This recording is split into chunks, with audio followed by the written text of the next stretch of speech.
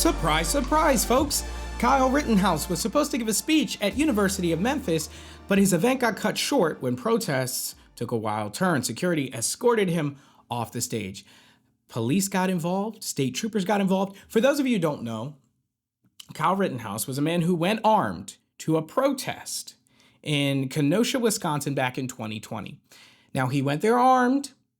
He ended up shooting 3 people, ended up killing 2 people, and was ultimately acquitted on grounds of self-defense. 99% of the news coverage for this story, 9 out of 10 videos that you're going to click on YouTube are going to, from this point, proceed into a list of reasons why the right or the left's position on this is the correct position. Cue the Republican conservative right-wingers. He had a right to be there. He had a right to have a gun. And you know what? He was ready to defend himself if anybody wanted smoke, and defend himself he did. Then, of course, on the liberal, the Democrat, the left side, you're going to say, why would you even bring a gun to a protest unless you wanted some action? Here we just have another gun-happy white guy who saw an opportunity to ratata, and ratata he did. Maybe not in those exact words. Now, unfortunately for my channel, for my numbers, likes, subscribers, etc., I don't fall into either of these camps. You see, growing up in the entertainment world around Hollywood and content creation and all this stuff, you start to learn to think like a publicist. You start to learn to think like the media, and you start to see the games that they play with people. Folks, it's an election year. And not to say that these issues are not real. I'm not saying police brutality isn't real and that government corruption in general is not very real. I'm not saying that racism doesn't exist. These are real issues that we need to have a dialogue about, and not just a dialogue, but change needs to happen, and change comes through the law. There has to be a law for the land that prevents or stops a lot of this stuff. Just like with many things, we need new laws. Speaking of which, the Nickelodeon situation with Drake Bell and Josh Peck, from which a lot of new subscribers are coming, there's a small update on that. I made a short, so I'll leave the link to that down in the description below. But yeah, we need laws in place. So that's legitimate. What's not legitimate is how the media will push a story like this, which we're going to get to. I think it's ultimately a nothing burger. They're going to push it all the way up to the top. Why? Because it's time to whip people up into a frenzy, to use people's emotions, to drive them like cattle to the polls. So what I would like is for folks to please just stay rational throughout all this. Any election year, just get ready for things to get more intense. Get ready to hear things on the news that are going to infuriate you. And it's not that you don't have a right to be infuriated by them, but you have to know, okay, who's telling me this and why are they telling me this? Because, folks, I'll be honest, infuriating things happen every single day. Not all of them make the news. This story should not have made the news, and we're going to talk about why. Let's get into it. It's YouTube, so, like, subscribe, all that good stuff. Kyle Rittenhouse made an appearance at University of Memphis on Wednesday, March 21st. That's not right. Today is Thursday, March 21st. The article got it wrong. This would be Wednesday, March 20th.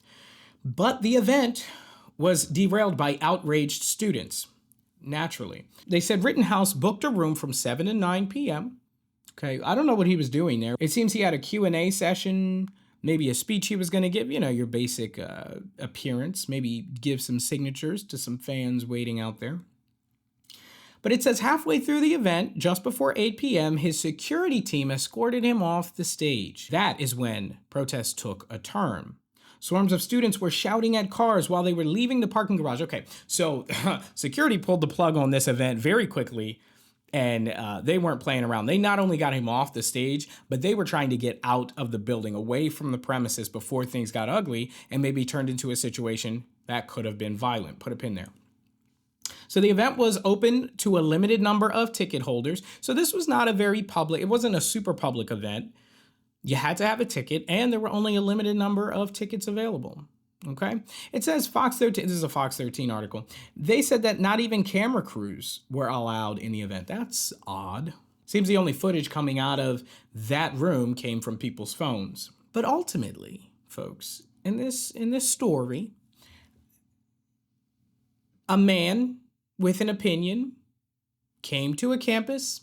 The opposition made their voices heard. They got disruptive. But no violence had broken out, nothing crazy. I don't see anything in this article about somebody getting hit, somebody getting shot, somebody getting punched.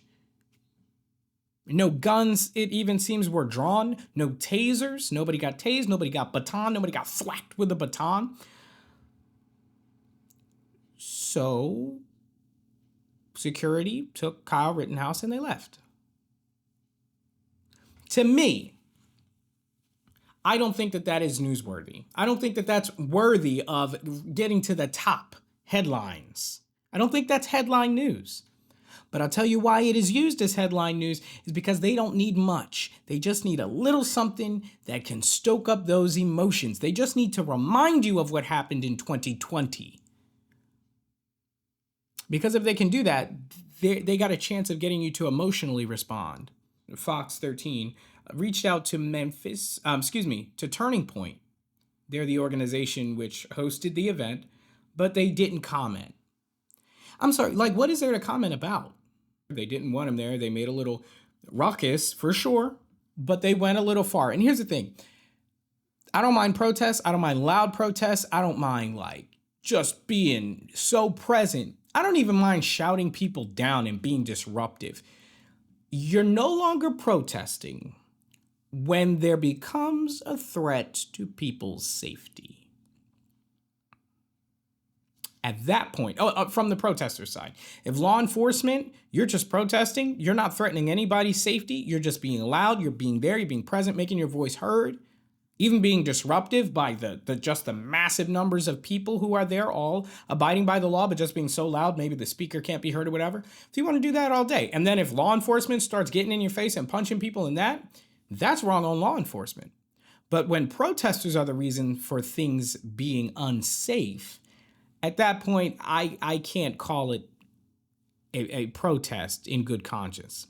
But of course, let me know what you think down in the comments below, because my opinion is not the only one that exists out there. So I love chatting it up with you guys as always. It's YouTube, so you got to like, subscribe, click the bell, because saying stuff like I'm saying, I'm not in it for the money. I'll see you in the next one.